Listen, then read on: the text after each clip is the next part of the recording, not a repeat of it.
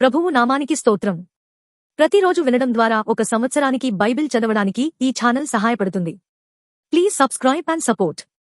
హృదయపూర్వక ధన్యవాదాలు. నేటి వేద భాగం యోబు గ్రంథము 31వ అధ్యాయము.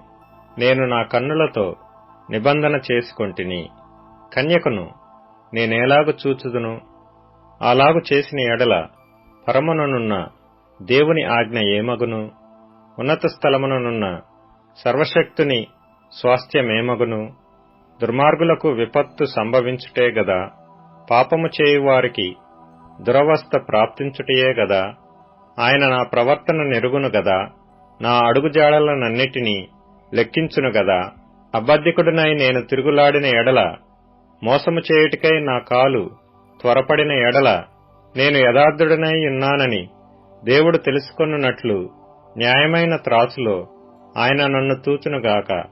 నేను త్రోవ విడిచి నడిచిన ఎడల, నా మనస్సు నా కన్నులను అనుసరించి సంచరించిన ఎడల, మాలిన్యమేమైనను నా చేతులకు తగిలిన ఎడల, నేను విత్తిన దానిని వేరొకడు భుజించునుగాక. నేను నాటినది పెరికివేయబడునుగాక. నేను హృదయమున పరస్త్రీని మోహించిన ఎడల, నా పొరుగువాని ద్వారమున నేను పొంచియున్న ఎడల, నా భార్య వేరొకని తిరుగలి విసరునుగాక. ఇతరులు ఆమెను కూడుదురుగాక.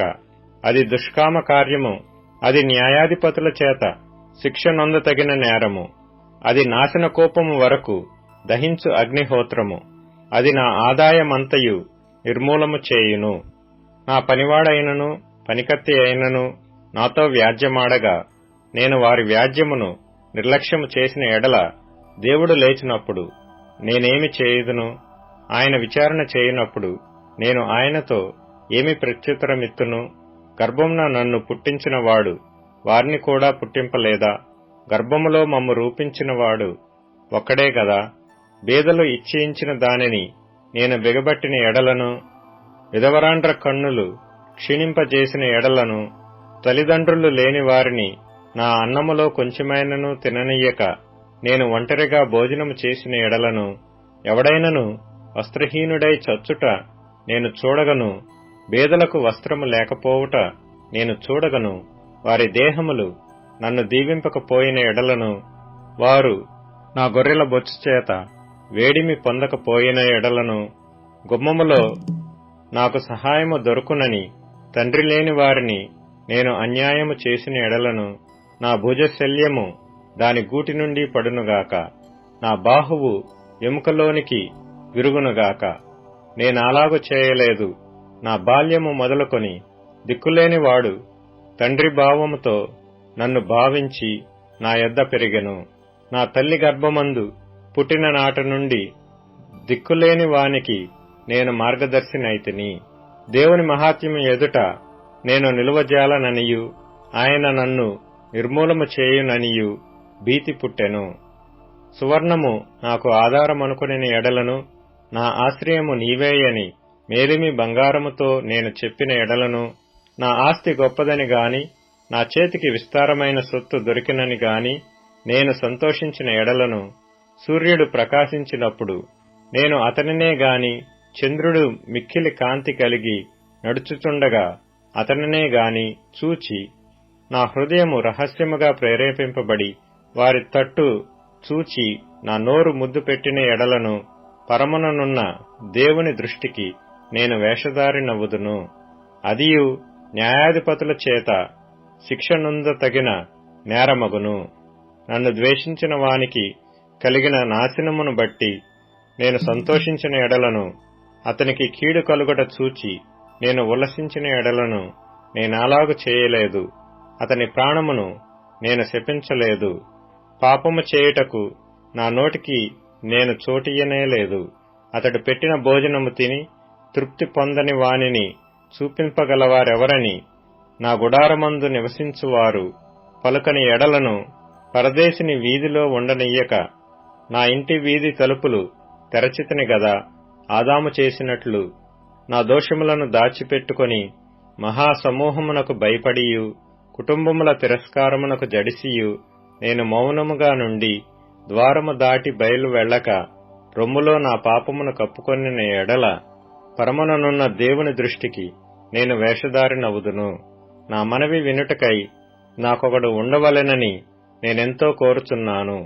ఇదిగో నా చేవ్రాలు గురుతు, ఇదిగో నా ప్రతివాది వ్రాసిన ఫిర్యాదు. సర్వశక్తుడు నాకుత్తరమిచ్చునుగాక. నిశ్చయముగా నేను నా భుజము మీద దానిని వేసుకొందును, నాకు కిరీటముగా దానిని ధరించుకొందును. నా అడుగుల లెక్క ఆయనకు తెలియజేసెదను. రాజువలే నేనాయన యొద్దకు వెళ్ళెదను. నా భూమి నా మీద మొర్రపెట్టిన ఎడలను, దాని చాళ్లు ఏకమై ఏడ్చిన ఎడల, క్రయధనము ఇయ్యక దానిననుభవించిన ఎడలను, దాని యజమానులకు ప్రాణహాని కలుగజేసిన ఎడలను, గోధుమలకు ప్రతిగా ముళ్ళును, ఎవలకు ప్రతిగా కలుపును మొలచునుగాక. యోబు వాక్యములు ఇంతటితో సమాప్తములాయెను. యోబు గ్రంథము 32వ అధ్యాయము. యోబు తన దృష్టియందు తాను నీతిమంతుడై ఉన్నాడని ఆ ముగ్గురు మనుష్యులు తెలుసుకొని అతనికి ప్రత్యుత్తరము చెప్పుట చాలించిరి. అప్పుడు రాము వంశస్థుడును బూజీయుడును బరకెయేలు కుమారుడునగు ఎలీహు యోబు దేవుని కంటే తానే నీతిమంతుడైనట్లు చెప్పుకొనుట చూచి అతని మీద బహుగా కోపగించెను. మరియు యోబు యొక్క ముగ్గురు స్నేహితులు ప్రత్యుత్తరమేమియూ చెప్పకయే యోబు మీద దోషము మోపినందుకు వారి మీద కూడా అతడు బహుగా కోపించెను. వారు ఎలీహు కన్నా ఎక్కువ వయసు కలవారు కనుక అతడు యోబుతో మాట్లాడవలనని కనిపెట్టియుండెను. అయితే ఎలీహు ఆ ముగ్గురు మనుష్యులు ప్రత్యుత్తరమేమియూ ఇయ్యకపోవుట చూచినప్పుడు అతని కోపము రేగెను. కావున బూజీయుడైన బరకెయేలు కుమారుడగు ఎలీహు ఈలాగు మాట్లాడసాగెను. నేను పిన్న వయసు గలవాడను, మీరు బహువృద్ధులు. ఆ హేతువు చేతను నేను భయపడి నా తాత్పర్యము మీకు తెలుపుటకు తెగింపలేదు. వృద్ధాప్యము మాట్లాడదగును, అధిక సంఖ్య గల ఏండ్లు జ్ఞానము బోధింపతగునని నేననుకొంటిని. అయినను నరులలో ఆత్మ ఒకటి ఉన్నది, సర్వశక్తుడగు దేవుని ఊపిరి వారికి వివేచన కలుగజేయును. వృద్ధులు మాత్రమే జ్ఞానవంతులు కారు, బహు వయసు గలవారు ఒకప్పుడు న్యాయము తెలిసిన వారు కారు. కావున నేను నా మాటను అంగీకరించుడని మనవి చేసుకొనుచున్నాను. నేను సహితము నా తాత్పర్యము తెలుపుదును. ఏమి పలుకుదుమా అని మీరు యోచన చేయుచుండగా నేను మీ మాటల కొరకు కనిపెట్టుకొంటిని. మీ అభిప్రాయములు చెవిని వేసుకొనుటకై మీరు చెప్పిన వాటికి బహు జాగ్రత్తగా చెవి ఇచ్చితిని. అయితే మీలో ఎవరునూ యోబును ఖండింపలేదు, ఎవరునూ అతని మాటలకు ప్రత్యుత్తరమియ్యలేదు. కావున మాకు జ్ఞానము లభించినదనియు దేవుడే గాని నరులు అతన్ని జయింపనేరరనియు మీరు పలకకూడదు. అతడు నాతో వాదమాడలేదు. మీరు చెప్పిన మాటలను బట్టి నేనతనికి ప్రత్యుత్తరమియ్యను. వారు ఆశ్చర్యపడి ఇకనూ ఉత్తరమియ్యక యున్నారు. పలుకుటకు వారికి మాట ఒకటియూ లేదు. కాగా వారిక నేమియూ ప్రత్యుత్తరము చెప్పక యున్నారు. వారు మాటలాడకపోవుట చూచి నేను ఊరకొందునా? నేను ఇయ్యవలసిన ప్రత్యుత్తరము నేనిచ్చెదను. నేనును నా తాత్పర్యము తెలిపెదను. నా మనసు నిండా మాటలున్నవి. నా అంతరంగముననున్న ఆత్మ నన్ను బలవంతము చేయుచున్నది. నా మనసు తెరవబడని ద్రాక్షరసపు తిత్తివలెనున్నది. క్రొత్త తిత్తుల వలె అది పగిలిపోవుటకు సిద్ధముగానున్నది. నేను మాటలాడి ఆయాసము తీర్చుకొనెదను. నా పెదవులు తెరచి నేను ప్రత్యుత్తరమిచ్చెదను. మీరు దయచేసి వినుడి. నేను ఎవరి ఎడలను పక్షపాతినై ఉండను. నేను ఎవరికిని ముఖస్థితికై బిరుదులు పెట్టను. ముఖస్థుతి చేయుట నా చేత కాదు. అట్లు చేసిన ఎడల నన్ను సృజించినవాడు నన్ను శీఘ్రముగా నిర్మూలము చేయును. అపోస్తలుల కార్యములు 20వ అధ్యాయం. ఆ అల్లరి అణిగిన తరువాత పౌలు శిష్యులను తన యొద్దకు పిలువనంపించి హెచ్చరించిన మీదట వారి యొద్ద సెలవు పుచ్చుకుని మాసిదోనియాకు వెళ్ళుటకు బయలుదేరెను. ఆ ప్రదేశముల యందు సంచరించి పెక్కు మాటలతో వారిని హెచ్చరించి గ్రీసునకు వచ్చెను.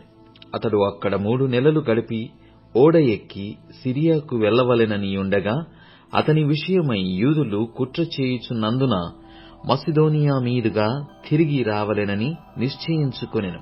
మరియు హుర్రు కుమారుడును బెరయ పట్టణస్థుడునైన సోపత్రును, దెసలోనికయలో అరిస్తరకును, సెకందును, దెర్బే పట్టణస్థుడైన గాయియును, తిమోతియును, ఆసియా దేశస్థులైన తనకు త్రోఫిమును అతనితో కూడా వచ్చిరి. వీరు ముందుగా వెళ్లి త్రోయలో మా కొరకు కనిపెట్టుకొనియుండిరి. పులియని రొట్టెల దినములైన తరువాత మేము ఓడ ఎక్కి ఫిలిప్పి విడిచి 5 దినములలో త్రోయకు వచ్చి అచ్చట వారి యొద్ద 7 దినములు గడిపితిమి.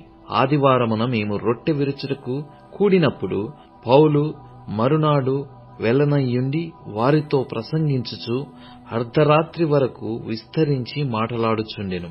మేము కూడియున్న మేడగదిలో అనేక దీపములుండెను.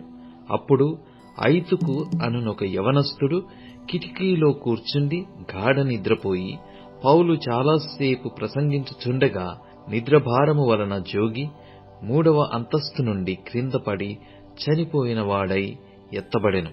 అంతట పౌలు క్రిందికి వెళ్లి అతని మీద పడి కౌగిలించుకొని, మీరు తొందరపడకుడి, అతని ప్రాణమతనిలోనే నున్నదని వారితో చెప్పెను.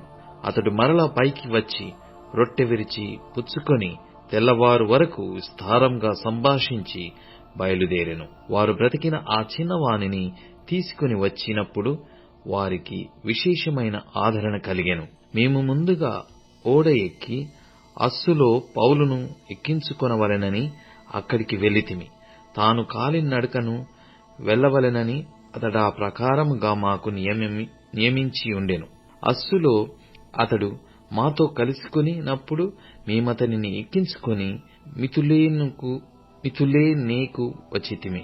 అచ్చట నుండి వెళ్లి మరునాడు కేయోసునకు దూరముగా వచ్చితిమి. మరునాడు సమోసునకు చేరి ఆ మరునాడు మిలేతుకు వచ్చితిమి.